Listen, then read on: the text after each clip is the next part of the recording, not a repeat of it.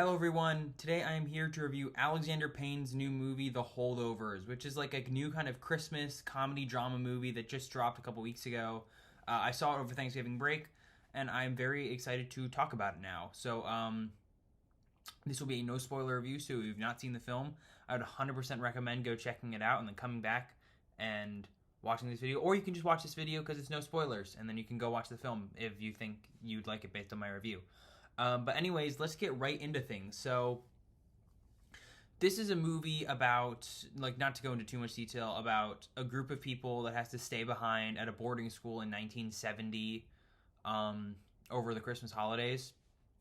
And there's a boy, Angus, played by Dominic Sessa, a teacher, Mr. Hunnam, played by Paul Giamatti, and then the cafeteria worker, Mary, played by Divine Joy Randolph, I think, something like that. Sorry. And there's a bunch more people, but it's a movie all about loneliness in a way. But I don't know. I just want to make it clear that this is a Christmas movie.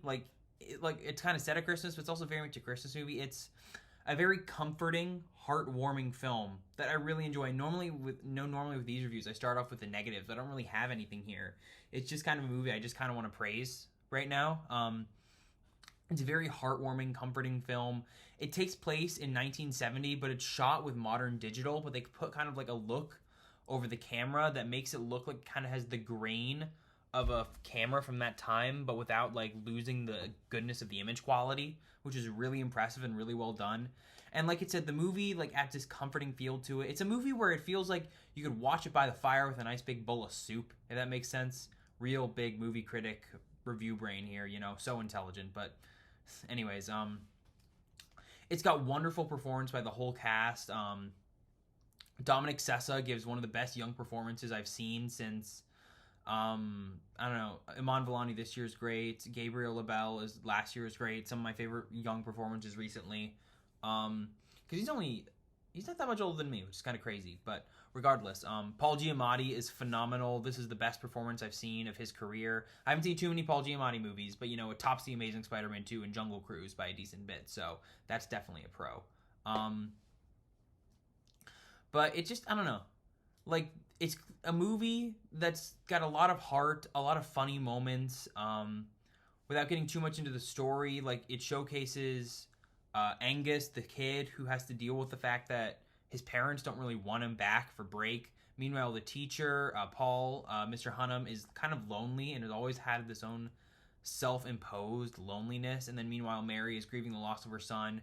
And the three of them butt heads over the course of the story, but they slowly learn to reconcile with each other at this boarding school as they kind of explore beyond it and realize more about each other.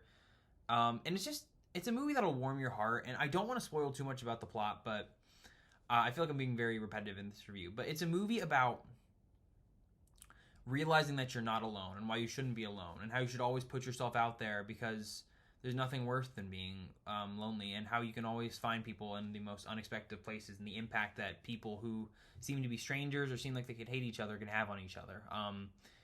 I'd say it's probably my favorite Christmas movie in 20 years, at least, since Elf dropped.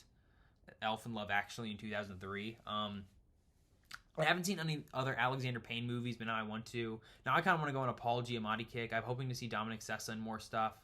The movie's got a great runtime, a wonderful script, great directing, really solid comedy, great pacing, and a lot of big surprises that are going to shock you. And it's just something that I left with a smile on my face, and I was like, I didn't intend to see that, but I'm happy I did. And I thought it was a great, great movie. So I'd recommend that to anyone. And I know this isn't the normal kind of movie I'd cover on my channel, but I liked it a lot, and I'd recommend go seeing it. So I'd give The Holdovers a 10 out of 10, one of my favorites of the year.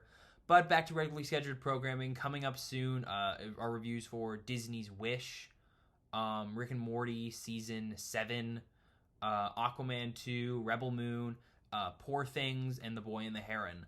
I hope you guys like this video. Please go check out The Holdovers. It's a wonderful movie. I hope you guys like the video, and I'll see you all soon. Bye for now.